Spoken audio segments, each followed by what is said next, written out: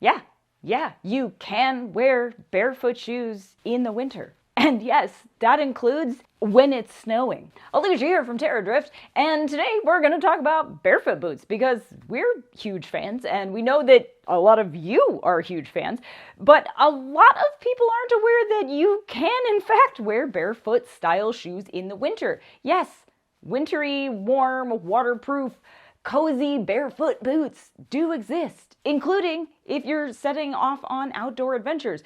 So we recently tested 2 different pair of nice cozy winter barefoot boots to see if we could parse some of the differences and help you decide which pair might be right for you. What boots are those, you ask? The Xero Shoes Alpine and the Vivobarefoot Gobi Hiber. Now both of these boots are vegan, so let's just start off with that. Let's talk about what else makes them similar. They're both barefoot style, meaning they have a wide toe box with plenty of room to wiggle those toes and spread them out. They have zero drop soles, which means your heel and your forefoot will always be level. They both have flexible soles, all the better to enjoy maximum flexibility and foot torsion and flexion. And neither of them have any arch support to speak of, so yeah, they're both true barefoot style shoes.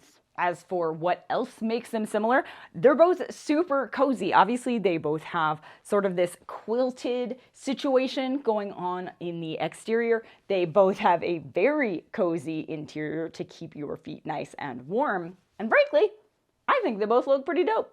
But let's talk about them individually. Starting with the Xero Shoes Alpine. Now, this is the first boot I got, and I've been testing this one for almost 2 winters now, and I'm a big fan. It's held up really well, including during snowshoeing. I frequently strap these into my snowshoes on really cold days because they are the warmest boots that I have, and they work perfectly for that. There's really no sign of massive wear yet. Not that I'm wearing them every single day or anything, but that's a pretty good sign.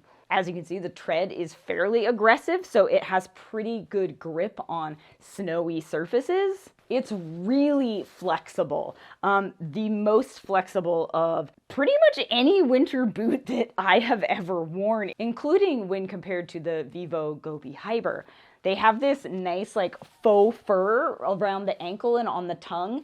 I will say that does not descend all the way into the boot. It's really just around the ankle, but that is honestly really cozy and feels really nice. And because of the quilting on the outside, my feet always stay pretty dang warm on winter hikes when I'm wearing these. We're talking below freezing temperatures in the snow, and my feet get cold pretty easily. So I think I would be more than happy to wear these with just like 1 pair of warm socks down to at least 20 degrees Fahrenheit, if not slightly below. As you can see, the toe box is nice and wide. These are actually the wider of the 2 boots here that we're going to talk about, which is important to note because not everybody has skinny feet like I do. So that gives a little extra wiggle room for those with wide feet or high arches. They do have a traditional lacing system, so you do have to tie them and untie them. Although frankly, I found when just like hoofing it around town or running out to the mailbox, if I don't put the laces around the little hooks and just like tie it lower down, I can slip in and out of them easy. No problem. These also come in a wide range of colors and sizes. I think there are 5. Some of the colors are similar, just with like different accents of these fabric strips here. But honestly, there's a few options to choose from, and they do come in men's and women's versions. So whichever one you need. They're also one of the many Xero shoes that comes with a 5,000-mile sole warranty. So if the sole wears out before that, they will supposedly help you repair them or get you a new pair. I've never had to do that yet on any of my Xero shoes, but I know that others have, so your mileage may vary. Also important, this boot is waterproof, meaning yeah, you can hit the snow, you can tramp through slush, wear them to slide around a frozen pond, I don't know, whatever, they're waterproof. Even after 2 winter seasons of use, they're still keeping my feet dry, so that's a huge plus. They have a membrane in them. You can re-waterproof the exterior if at some point you need to, and the tongue is gusseted, so it does help keep any snow or ice out of there. while you're hiking in the snow or snowshoeing or if it's cold and rainy outside. Honestly, really comfortable boot. When I wear these, it's like sliding my foot into a dang slipper. Like seriously, they're really comfortable and highly flexible. So if that is what is most important to you, these are the boots. But let's talk about the Vivobarefoot Gobi Hiber for a minute. Now there are a couple of Gobi styles that Vivo makes, but this is their winter specific version. And full disclosure right up front, this is designed less as like a full-on adventure boot than a lifestyle kind of winter boot. Now, I did wear these on some easy snowy hikes and walks on pretty tame trails, and they performed just fine. But as you can see, the tread isn't very aggressive, and these are not waterproof. They're just water resistant. That said, the quilted material and insulation and the combination of that with the fully lined faux shearling boot inside means that we didn't have any water get through during, an hour or so outside in the snow. However, the tongue is not gusseted. So if it's actively snowing or the snow is really deep, it will probably get in between those cracks there under the laces and seep into your boot and get your socks all soggy. So it's not designed for deep snow or big adventures, but if you're walking around town or going on easy strolls where the snow is already packed, these will do just fine. Do be careful on especially slippery stuff because there's no tread, so there's nothing to bite into it, but honestly, still pretty great. Like I said, the faux shearling lining goes all the way into the toe of the boot. So it's super cozy. I mean, when I put these on my feet, it was like an instant soft hug. However, it should be noted that the combination of that together with a slightly narrower foot profile here does mean that there's not as much room in the forefoot and toe box as with some other barefoot boots. These will be best for narrow-footed people like myself. If you have wide feet, maybe not so much. I'll also say because of that thick shearling, you may want to consider ordering maybe a half size up, especially if you're right on the edge, and especially if you plan to wear really thick socks with them or multiple pairs because there's just not as much room. Now, the shearling will compress a little bit as you wear them, but like not a ton. So just keep that in mind when ordering. These are also really flexible, not quite as flexible as the Xero Alpine, but still pretty impressive to the point where when I took off another pair of more robust Vivo hiking boots with a denser sole and put these on instead, I could instantly tell a difference and it felt way more comfortable and flexible. So that was nice, but also, I can't get it out. There it is.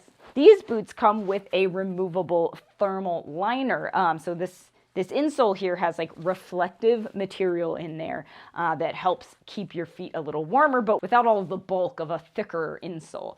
So if you do want to remove that and you don't mind trading a little bit of warmth for flexibility, you can get a little more flexibility out of the sole without it. But that's up to you. As for the lacing, yeah, it does look weird. That's because these are bungee laces, which means, again, they're not intended for serious hikes. If you do plan to hike in them or do a little more active activities, you may want to replace the laces with a more traditional tieable lace, but I actually really liked these because it means that they were super easy to just slide on and off. I didn't have to untie anything, which is great because I'm lazy. I don't untie any of my shoes if I don't have to. So that was actually really nice. Just stretchy laces, and you can adjust them a little bit on your own by retying the knots at the end. You could even cut them and burn them if you needed to, but I found I was able to tighten them up and just sort of like redo these little swirly knots on my own. Also, frankly, they just look dope. I mean, this is a nice looking, stylish sort of lifestyle boot that's really warm. I was outside walking around in these in probably 20-ish degrees with a wind chill. That's Fahrenheit again. And my feet didn't feel a lick of cold. Not a lick. And even when I was kind of sloshing around in some very slushy snow and stepping in snow, that was maybe 2-3 inches deep, my feet stayed dry throughout that. So always a plus. They also come in several colors, but mostly for women. Unfortunately, men's versions are only available in black at the moment, though that might change from time to time. Vivo likes to switch it up. I really like them. They're super dang cozy. So what are the main differences? Who is each best for? Well, the Vivobarefoot is going to be better suited for people with narrow feet who really want more of a cozy, easy adventure lifestyle boot that looks really stylish than they want a full-on adventure boot. The Xero is better suited for people with wider feet who, of course, don't mind tying their laces from time to time, but want a shoe that can really handle some rugged winter terrain and is fully waterproof. Also, it's more flexible, so if you really prize that flexibility like I do, that's gonna be your boot. But honestly, they're both freaking amazing. So if you need multiple pairs of winter boots in your life, get both. But if not, hopefully we helped you decide which is better for you. Let us know if we succeeded in the comments. If you like this review, check out these other barefoot boot reviews we've done in the past. I think you're gonna dig those as well. Also, we have lots of barefoot shoe reviews and recommendations on our website, terradrift.com. Go check it out. And like use your brain muscle for like reading and stuff.